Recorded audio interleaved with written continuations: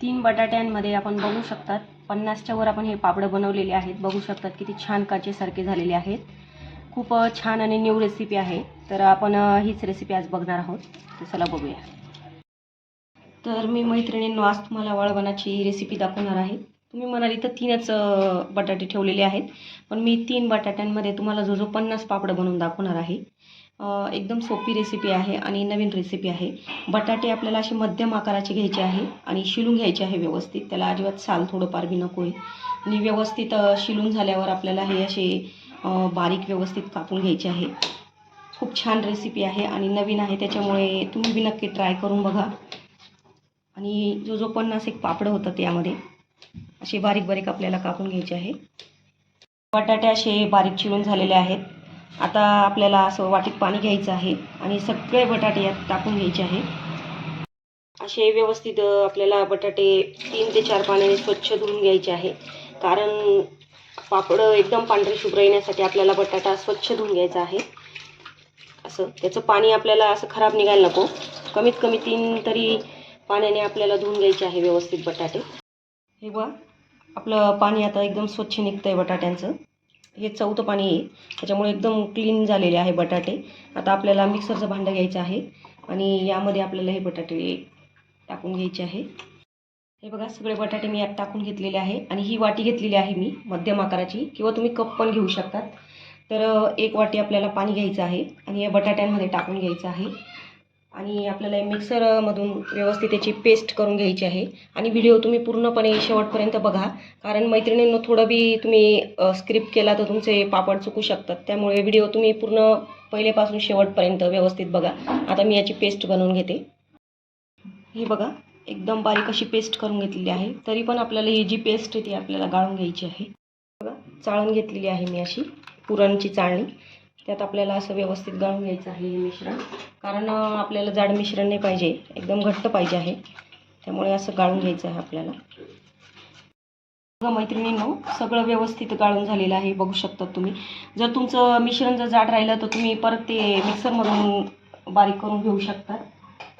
हे बघा अशी पेस्ट तयार होते, अशी बारीक एकदम व्यवस्थित। आपली जी ही पेस्ट तयार झालेली मैत्रिणींनो, आता ही आपल्याला मोजून घ्यायची आहे। आपल्याला सगळं मोजून मापूनच करायचं आहे, नाही तर आपलं प्रमाण जर चुकलं तर आपले पापड चुकणार आहे। त्यामुळे आपल्याला मोजूनच घ्यायचं आहे। ज्या वाटीने आपण पाणी मोजून घेतलं होतं त्याच वाटीने आपल्याला ही पेस्ट आहे ना ती मोजून घ्यायची आहे। बघा 1.5 वाटी आपली पेस्ट झालेली आहे। हे बघा आता आपल्याला दुप्पट पाणी टाकून घ्यायचं आहे। 1.5 वाटी जो आपली होती ना पेस्ट, तर आपल्याला 3 वाट्या आपल्याला यात पाणी ॲड करून घ्यायचं आहे। कमी जास्त जर पाणी झालं तर आपले पापड मुडू शकतात किंवा बिघडू शकतात, त्यामुळे आपल्याला प्रमाण चुकू द्यायचं नाही। बघा आपण दुप्पट पाणी टाकून घेतलेलं आहे यामध्ये आणि आता आपल्याला हे गॅसवर ठेवायचं आहे। आता गॅसवर ठेवून घेतलेलं आहे मैत्रिणींनो। आता हे जे मिश्रण आहे आपल्याला आता हे शिजू द्यायचं आहे आपल्याला।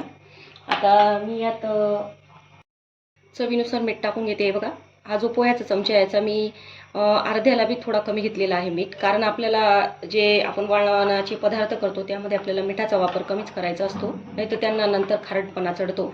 आणि एक सिक्रेट गोष्ट टाकणार आहे मी यामध्ये, ती तुम्हाला नंतर दाखवणार आहे, त्यामुळे तुम्ही व्हिडिओ पूर्ण शेवटपर्यंत बघा। ही बघा मैत्रिणींनो आपलं मिश्रणला जो 10 मिनिटं झालेले आहे, छान गतकू राहिले आणि घट्ट पण झालेलं आहे, बघू शकता तुम्ही। आता यात आपण एक सिक्रेट गोष्ट टाकणार आहोत, तर ती म्हणजे हे बघा हा पापड खार आहे, जो आपण पापड खार वापरतो कशामध्ये पण, तो पापड खार अगदी थोडा घ्यायचा आहे। हे बघू शकता तुम्ही अगदी थोडा चुटकीभर टाकलेला आहे। याच्याने ना पापड छान फुलतात जेव्हा आपण तळतो तेव्हा। आणि व्यवस्थित हलवून घ्यायचं आहे।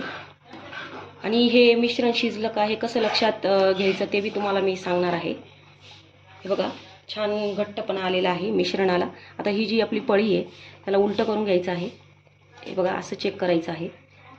हे बघा म्हणजे आपलं मिश्रण आहे ना असं हे होत नाही आहे, बघा पळीला व्यवस्थित चिटकलेलं आहे, तर समजायचं आपलं हे जे मिश्रण आहे हे छान झालेलं आहे तयार। आता आपण हे पापड टाकायला घेऊयात। हे बघा हा मी प्लास्टिकचा कागद टाकून घेतलेला आहे।